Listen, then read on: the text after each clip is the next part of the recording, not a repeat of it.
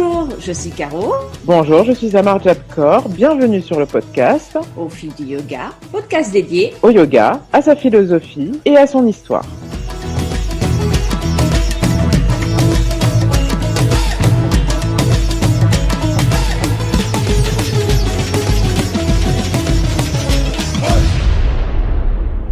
Bonjour à tous. Bonjour Maï, comment vas-tu? Bonjour Caro, ça va bien et toi? Ça va très bien. Aujourd'hui, j'avais envie qu'on revienne un peu sur les textes, enfin le texte que tout le monde connaît, les Yoga Sutras de Patanjali, et en fait de parler de ce qu'on appelle les Yama Niyama. Donc en fait, la fondation morale qui se trouve au tout début des Yoga Sutras, une fondation morale vis-à-vis de la société et aussi vis-à-vis de soi-même. Est-ce que je peux juste me permettre d'intervenir au cas où, juste pour rafraîchir pour tout le monde ce que sont les Yoga Sutras? Donc juste en 2 mots, donc l'auteur c'est Patanjali, le titre Yoga Sutra. Les Yoga Sutras en fait définir en 195 aphorismes, donc c'est des phrases courtes, percutantes, l'essence de l'enseignement du yoga. Voilà, c'est ça qu'il faut en retenir. Ça a été rédigé entre le 2e et le 5e siècle, et en gros, je dirais qu'il constitue vraiment le texte fondamental et vraiment de référence de toutes les formes de yoga pratiquées à travers le monde depuis le départ. Après, il y a eu effectivement une période où ce texte a été plus mis en avant. Mais il faut savoir que c'est vraiment le texte de référence en fait pour le yogi, qu'il soit pratiquant ou enseignant. Et l'objectif en fait des Yoga Sutras, c'est vraiment de guider le lecteur dans sa pratique du yoga sur un chemin de méditation, d'expansion de la conscience. Donc, on est sur un versant également tantrique, et également de la connaissance de soi. Donc tous ces aphorismes effectivement définissent le cadre du yoga, de son objectif, de la façon de le pratiquer, mais également sur le fond. Et il aborde en fait tous les aspects du yoga, donc bien évidemment très au-delà de la posture, très très au-delà de la posture.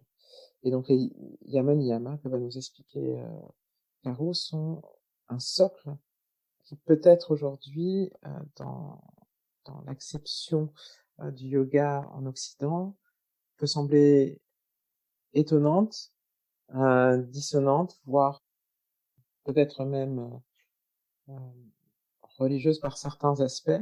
Mais je me permets juste de dire qu'il faut pas oublier que le yoga est une discipline spirituelle.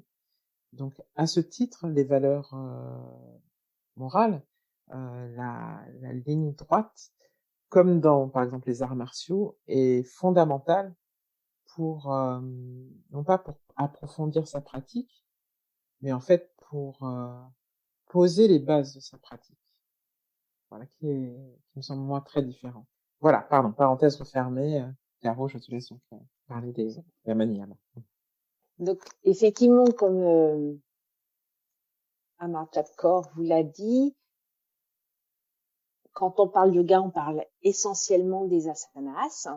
Et donc, vous avez certainement dû entendre dire, parce que c'est aussi le nom d'une pratique physique, vous avez entendu parler de l'Ashtanga Yoga. En fait, l'Ashtanga Yoga, les 8 membres du yoga, on confond avec l'Ashtanga Yoga la partie les Ashtangis de Patabi Choice.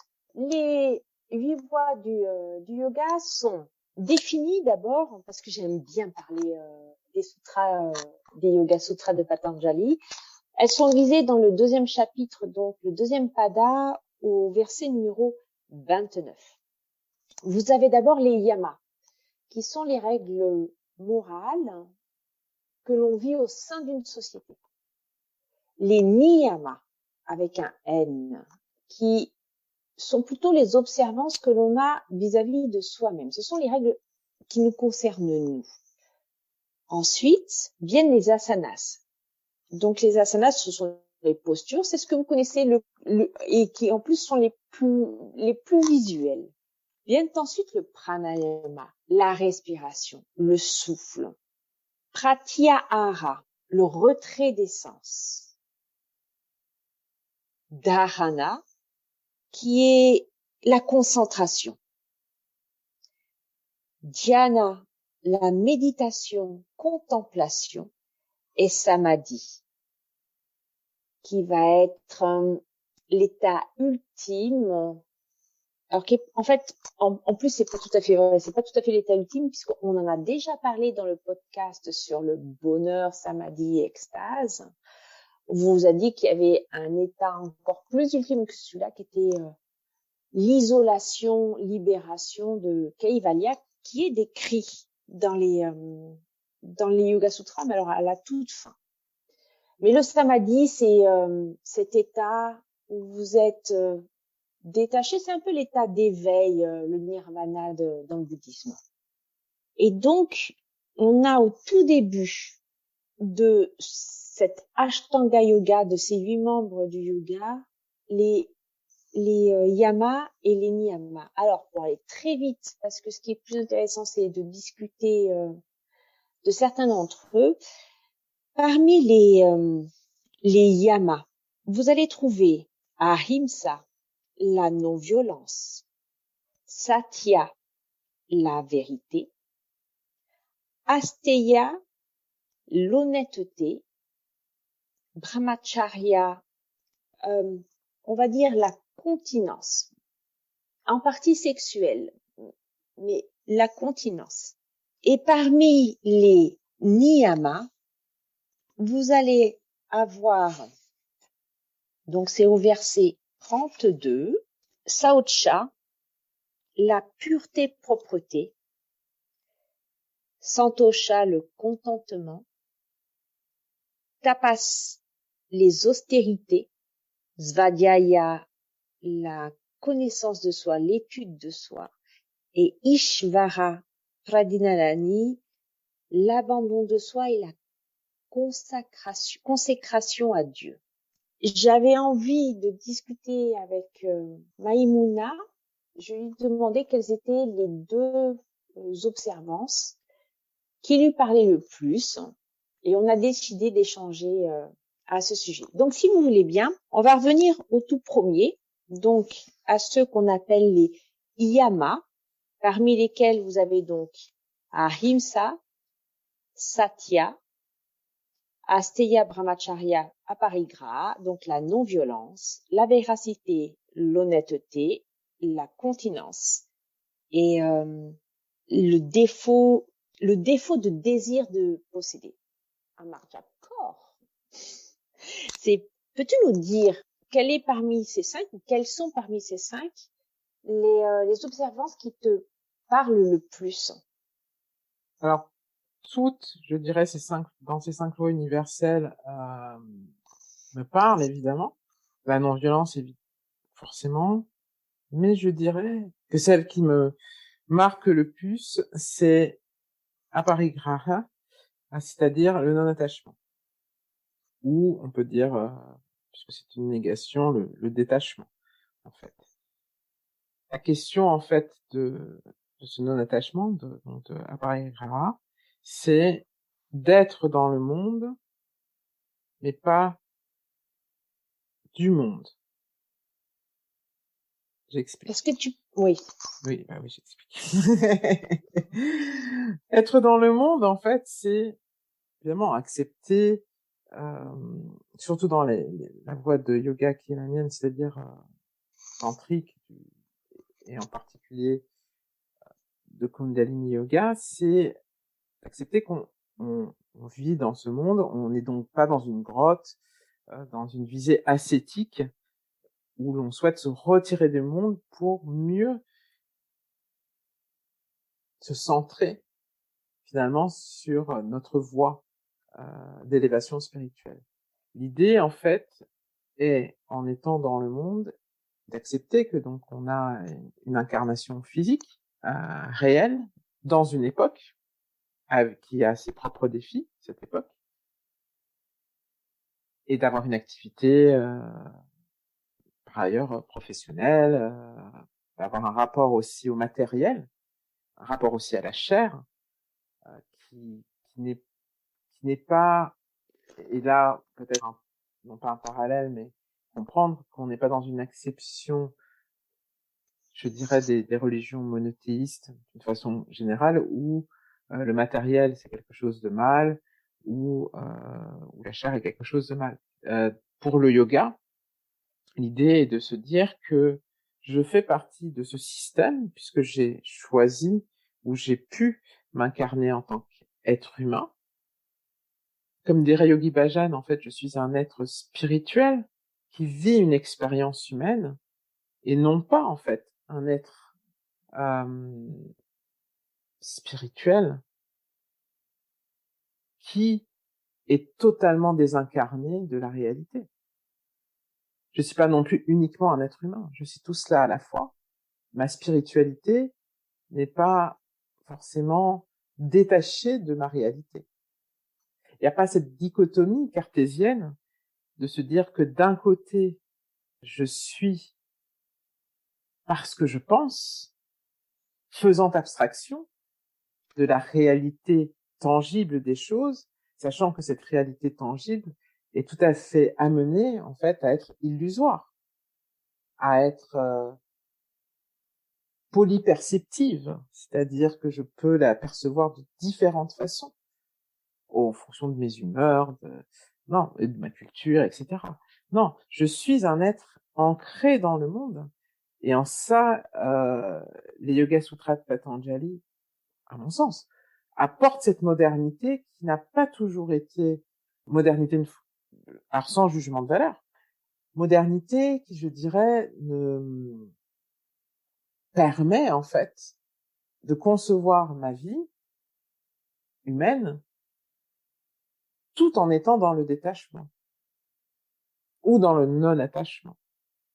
C'est-à-dire que ce non-attachement alors je pars donc de la première strate qui serait le non-attachement aux choses matérielles, parce que c'est la première chose à laquelle on pense quand on parle de détachement. Peut-être après on parlera de tout ce qui est émotionnel, mais parlons de la réalité qui est le non-attachement aux choses matérielles. Ça ne veut pas dire que je suis donc le yogi est dans une visée forcément totalement dépourvue d'argent. Vous voyez? C'est pas dire que je dois renoncer à toutes mes possessions, que je ne dois, en gros, vivre comme Diogène dans un tonneau, dans ma nudité et interroger les astres sur ma destinée. Non, à mon sens. Et c'est, à mon amour, enfin, c'est mon interprétation du non-attachement, du détachement pour Patanjali.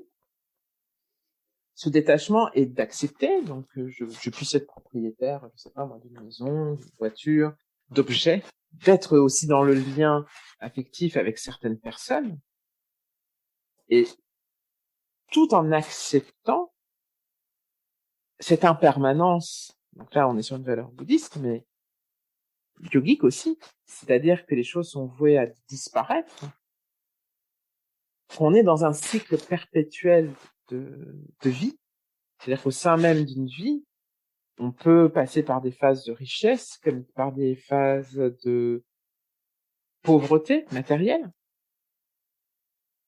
et que de n'être attaché ni à l'un ni à l'autre. Le matériel, finalement, est un outil au service de mon dharma, c'est-à-dire un outil au service de ma voie spirituelle. Donc si je prends un exemple concret, c'est ça le suivant, c'est j'ai besoin de me déplacer pour, par exemple, je sais pas, enseigner, pour aller dans des ashrams. Voilà, j'ai besoin de pouvoir me mouvoir.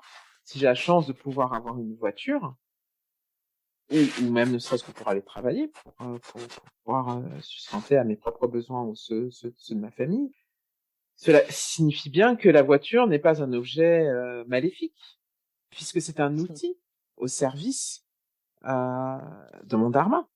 Après, le choix de savoir si je préfère avoir une Mercedes ou une 2 chevaux toute pourrie,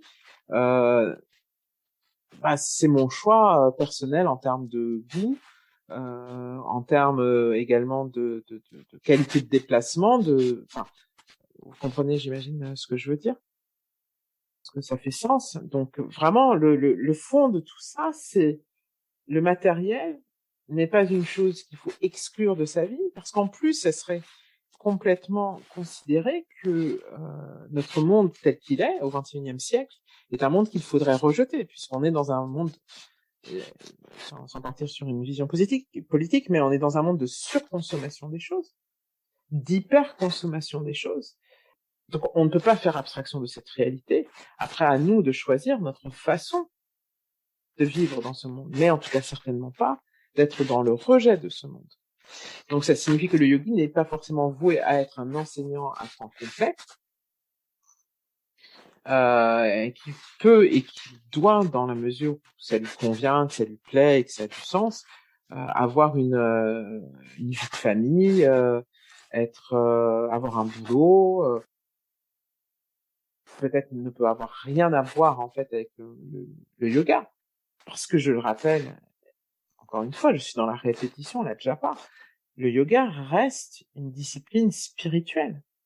Donc au même titre que dans les religions sacrées, le yogi n'est pas forcément obligé, voué pour s'accomplir, finalement, pour atteindre cette samadhi, à tout lâcher pour ne faire qu'être yogi, c'est-à-dire ne faire qu'enseigner ou même ne faire qu'être élève. De la même façon, donc je fais parallèle avec les religions, quelqu'un qui aime Dieu, un croyant profond, n'est pas forcément obligé d'entrer dans les ordres pour accomplir son amour de Dieu. Je reviens à mon sujet donc du détachement, parce que je m'en suis pas tant éloigné que ça, ma chère Caro. L'idée, c'est que je suis dans ce monde. Les choses que m'offre la vie sont des outils d'accomplissement de mon dharma. Le détachement se place à partir du moment où je suis capable de concevoir, que ces choses-là peuvent disparaître, parce qu'elles sont dans l'impermanence, et de deux, que je n'y suis pas attaché outre mesure, c'est-à-dire que si cet outil disparaît ou casse, j'en aurai d'autres. Donc je ne suis pas attaché à ma maison, et j'aime ma maison, mais je ne suis pas attaché à sa forme, à son lieu. Ça ne veut pas dire que je ne paye plus mon loyer, mais ça veut tout simplement dire que si le destin me mène à vivre autrement ailleurs, je suis prête effectivement à ne pas m'attacher à cet aspect matériel de ma vie, poursuivre ma voie spirituelle et poursuivre mon dharma et / mon karma. Donc au niveau matériel, le détachement, c'est cela. Après, chacun ses goûts,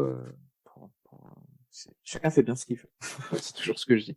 Mais là où on vient sur un point qui semble peut-être plus prégnant et où en tant qu'enseignant, on aborde souvent la question, parce qu'à la demande en fait des élèves, ça va être la question du détachement émotionnel. Et là, on entre dans quelque chose qui peut sembler plus subtil, mais qui finalement ne l'est pas beaucoup plus, au final, que la question de la voiture ou de la maison. C'est-à-dire, en tout cas, alors là, c'est une expérience personnelle, s'efforcer d'avoir le même détachement que j'ai par rapport à mes biens matériels, avoir ce même détachement dans mes liens affectifs et émotionnels. Ça ne veut pas dire que je considère, imaginons mon conjoint comme une voiture, hein, c'est pas ce que je dis. Ce que je souhaite dire par là, c'est que mon attachement ne doit pas être exacerbé et dans l'attente d'une pérennité et d'une éternité de ce lien affectif. Donc là, je parle d'un conjoint, d'un amoureux, mais ça vaut aussi pour les enfants, ça vaut aussi pour les parents, ça vaut pour tout lien affectif. émotionnel, parce que, et j'en reviens encore une fois à cette valeur, mes chers, c'est-à-dire l'impermanence, tout est impermanence. Donc tout sentiment, tout lien mue dans le temps, avec le temps, au gré des circonstances et des situations. Chaque relation évolue à cause de ces facteurs-là. Donc être dans l'attachement, par exemple, du sentiment amoureux. Alors, au-delà du fait que c'est une cause de souffrance, hein, clairement, hein, parce que l'autre ne pourra jamais combler ce vide absolu d'amour, puisque nous aborderons la question dans le prochain Yama. Il se trouve, à mon sens, et c'est ce que dit Patanjali aussi, il se trouve ailleurs que dans un être humain, et dans la divinité, dans le lien au sacré. Ça peut combler ce gap émotionnel. Un être humain, non. Un être humain est faillible, un être humain fait des erreurs, un être humain est un être humain. Donc, pour revenir à cette question de l'attachement et du détachement, ça veut dire entrer dans chaque relation, même amicale, avec cette perspective. Après, c'est mon analyse, là vous sentez que c'est un peu de bouddhisme, mais bon, qui puis-je, avec donc cette perspective de se dire que la relation et le lien peut disparaître du jour au lendemain.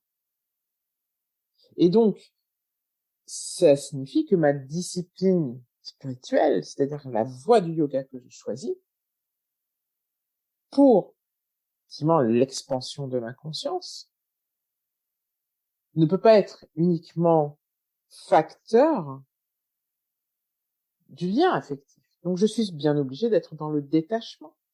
Ça ne veut pas dire être j'allais vous dire neutralité, mais c'est pas le terme. Ça veut pas dire qu'il faut être indifférent. Ça veut dire accueillir les émotions comme elles sont, comme elles viennent, avec cette conscience de se dire qu'elles appartiennent à l'instant T où je les ressens. Et donc elles sont mouvantes. Mais que ce n'est pas parce que tel ou tel lien, alors même je peux aller plus loin, donc dans le lien avec un gourou, avec un maître. Si je suis en lien avec un maître et donc j'ai un lien d'attachement fort à ce maître, quel qu'il soit, vivant ou mort, peu importe, et que ce maître me déçoit, ou que ce maître, pour une raison ou une autre, disparaît, est-ce que cela veut dire que l'enseignement lui-même disparaît? Vous me répondrez, j'imagine tous, bah non. Mais si je fais preuve d'attachement à cette personne qui, par définition, est, comment dire, impermanente, quoi, eh bien, de fait, je me coupe de la voie spirituelle, qui est la mienne, c'est-à-dire du yoga. Parce que le yoga, quelle que soit sa forme, est une voie d'éveil, dans mon interprétation. C'est une voie d'éveil. Donc, la cause suffit à elle-même comme moteur de tout ce qui nous entoure. C'est-à-dire que le voile de l'illusion, le maya, étant dissipé quand je suis dans cette voie de l'éveil, l'attachement aux choses est quelque chose qui me ramène, en fait, en arrière, c'est-à-dire me remet les chaînes de la grotte platonicienne. C'est-à-dire, à nouveau, en étant attaché, je reste dans une forme d'illusion qui m'empêche d'accomplir ce que j'ai à accomplir. Parce que finalement, le yogi, enfin, doit mettre sa vie entière au service de cette quête, de cet épanouissement, de cet éveil, puisque c'est le sankalpa ultime, c'est-à-dire l'intention ultime de son incarnation, c'est quoi? C'est forcément, dans une certaine mesure, l'éveil. c'est forcément échapper à la loi des incarnations, à la loi du karma, échapper pas en fuyant, mais en s'accomplissant. Et donc, l'attachement, dans sa forme la plus basique, est une forme d'obstacle à cet accomplissement.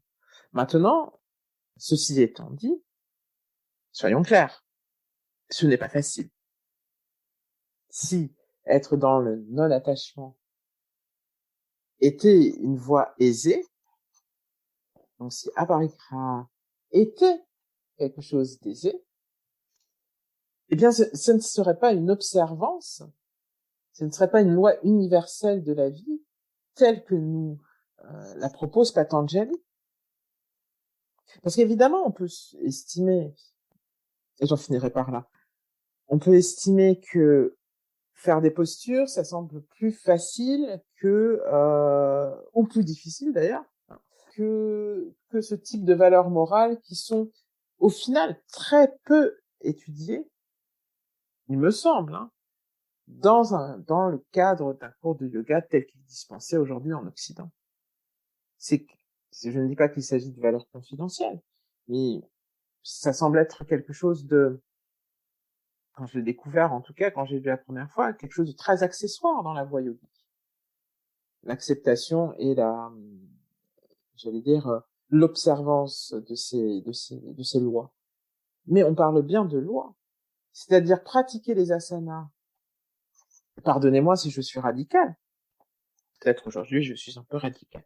Mais pratiquer le yoga, c'est-à-dire aller à un cours de yoga, faire ces postures le plus parfaitement possible, sans avoir l'envie, maintenant que vous savez, chers auditeurs, vous savez qu'il y a sans avoir même le point de réflexion ou de lutte de son âme ou de son esprit sur ces yama ou niyama, on n'est que partiellement dans la voie du yoga. Parce que la posture physique est une posture accessible, la posture de l'esprit est tout aussi difficile, voire plus, puisqu'il s'agit d'une lutte perpétuelle. Perpétuelle. C'est-à-dire une posture physique, n'importe laquelle, hein, disons chien tête en bas, est une posture qui, au bout d'un certain nombre d'années, ou même plus rapidement que ça, est quelque chose que l'on peut maîtriser. D'accord? Notre corps, sur des postures simples, va réussir à rentrer quand même dans ces postures simples. Quelle que soit nos pathologies, pathologies, âge, etc. À un moment, il y a une posture de base qu'on va réussir à faire, dans laquelle on va se sentir bien et dans laquelle on s'imagine même rester longtemps. Et une fois que c'est acquis, si on est dans la répétition, donc la japa, de la posture dans le quotidien, sauf bobo particulier, on va maîtriser cette posture. Même si on la fait plus aussi bien qu'à nos 20 ans, en tout cas, l'esprit, l'essence de la posture, parce que ça, on en parlera avec Caro Caro dans un prochain podcast. Qu'est-ce qu'une posture? Qu'est-ce qu'être dans la posture? Qu'est-ce qu'être et faire corps avec sa posture? Ce n'est pas ce que je vois avec les yeux, c'est bien au-delà, bien au-delà. Donc, à un moment, j'arrive à maîtriser cette posture. L'attachement. Évidemment, un jour, j'arriverai à maîtriser le non-attachement.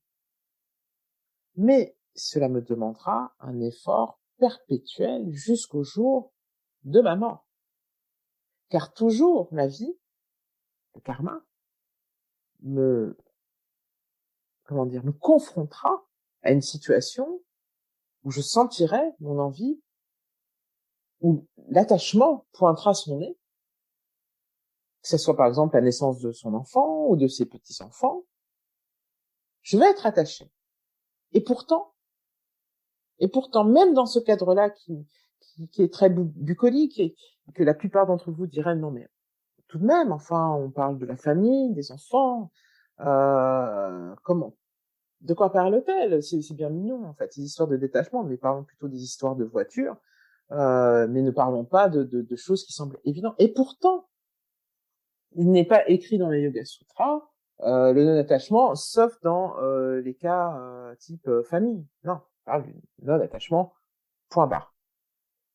Et cette radicalité qui aujourd'hui est la mienne, pour une raison qui m'est totalement inconnue, est celle de Patanjali.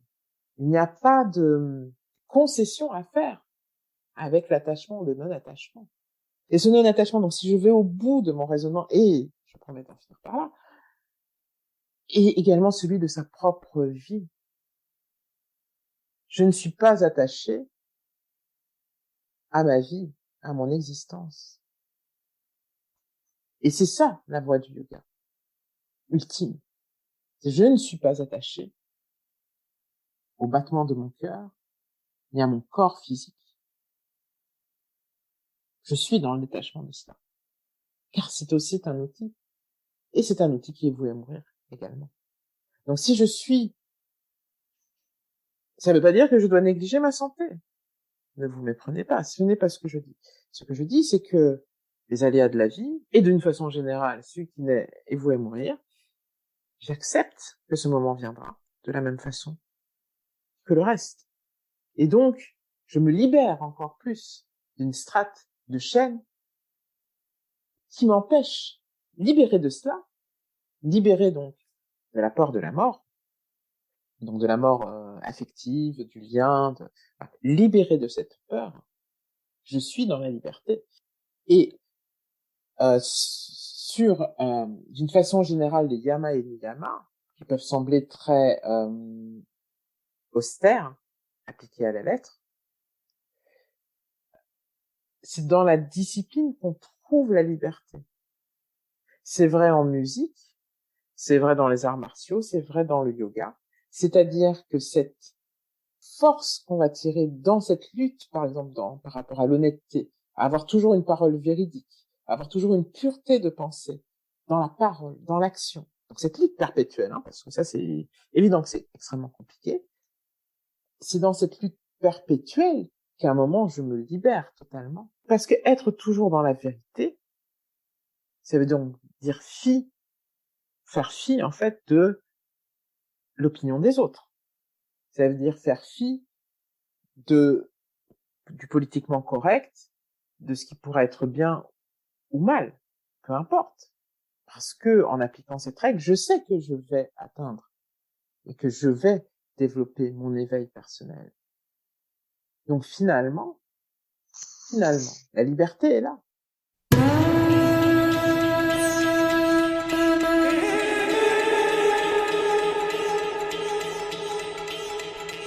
Vous avez aimé ? Alors n'hésitez pas à nous le dire en nous écrivant à l'adresse suivante: aufilduyoga@gmail.com.